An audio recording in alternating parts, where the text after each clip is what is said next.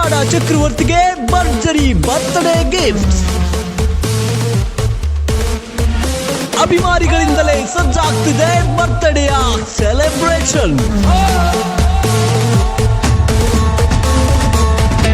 ಕರುನಾಡ ಚಕ್ರವರ್ತಿ ನೋಡುವುದಕ್ಕೆ ರಾಜ್ಯದಿಂದ ಬರುತ್ತಿದೆ ಅಭಿಮಾನಿಗಳ ದಂಡು. ಶಿವಣ್ಣ ನಮ್ಮ ಅಣ್ಣ.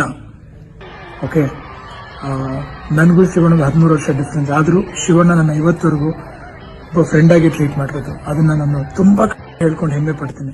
ಒಬ್ಬ ಎಲ್ಡರ್ ಬ್ರದರ್ ಸಿಕ್ಬೇಕು ಅಂದ್ರೆ ನನಗೆ ಶಿವಣ್ಣನ ತರ ರಾಘಣ್ಣನ ತರ ಸಿಕ್ಬೇಕು ಅಂತ.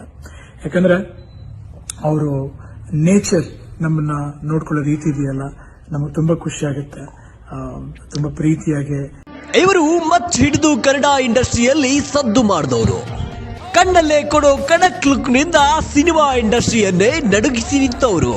ತಮ್ಮ ಸರಳತೆಯಿಂದ ರಾಜ್ಯ ದೇಶದಾದ್ಯಂತ ಅಭಿಮಾನಿಗಳನ್ನ ಹುಟ್ಟು ಹಾಕಿದವರು.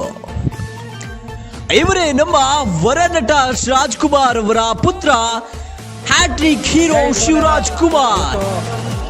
ಶಿವಣ್ಣ ಅವ್ರದ್ದು 12ನೇ ತಾರೀಕು ಬರ್ಡೇ ಇದೆ. ಆ ಬರ್ಡೇ ಪ್ರಯುಕ್ತವಾಗಿ ಅಣ್ಣನ ಆರೋಗ್ಯ, ಕುಟುಂಬ, ಗೀತಕ್ಕನ ಆರೋಗ್ಯ ಚೆನ್ನಾಗಿರ್ಬೇಕು ಅಂತೇಳಿ ಆ ದೇವರ ಅಮರನಾಥ ಹತ್ರ. ಹೌದು ವೀಕ್ಷಕರೇ, ಕರುನಾಡ ಚಕ್ರವರ್ತಿ ಹ್ಯಾಟ್ರಿಕ್ ಹೀರೋ ಶಿವಣ್ಣ ಇವತ್ತು 64ನೇ ಹುಟ್ಟುಹಬ್ಬವನ್ನ ಆಚರಿಸಿಕೊಳ್ತಾ ಇದ್ದಾರೆ. ಈಗಾಗಲೇ ನಟ ಶಿವರಾಜ್ ಕುಮಾರ್ ಅವರು ಅಭಿಮಾನಿಗಳಿಗಾಗಿ ಒಂದು ವಿಡಿಯೋವನ್ನ ಬಿಟ್ಟಿದ್ರು.